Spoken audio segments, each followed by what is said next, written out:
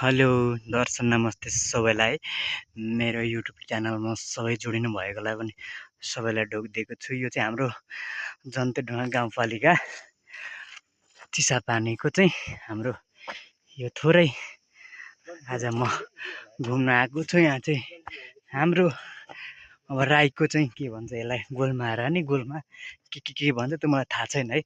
Subscribe गर्नु होला मेरो युट्युब च्यानलमा सबैले, त्यत्रो हुनुहुन्छ मेरो साथीहरू, सेयर गर्नु होला सबैलाई भनिराखेको छु।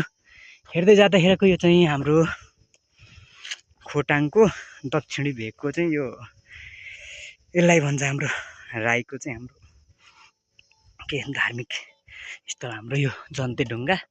म चाहिँ आज फर्स्ट टाइम धेरै सालमा गाउँ चाहिँ आएको थियो, धेरै सालमा आएको छु। त्यही भएर चाहिँ सबैलाई दर्शन नमस्ते सेवाहरू है आउनुहुन्छ। हाम्रो बहिनी दिदीहरू दाइभाइहरू पनि हुनुहुँदो रहेछ। रमाइलो गरौँ बसौँ, आफ्नो ठाउँबाट सेयर पनि गर्नु होला।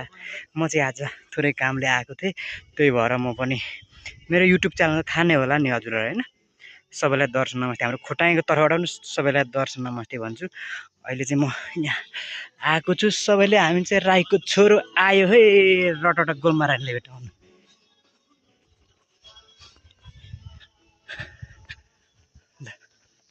यो चाहिँ हाम्रो राईको हुन्छ होइन, यसलाई चाहिँ हुन्छ सुम्निमा र पारुवाङ। यो चाहिँ हाम्रो यसमा चाहिँ धेरै भन्नु आएको पनि लगभग 6 वर्ष भइसक्यो है।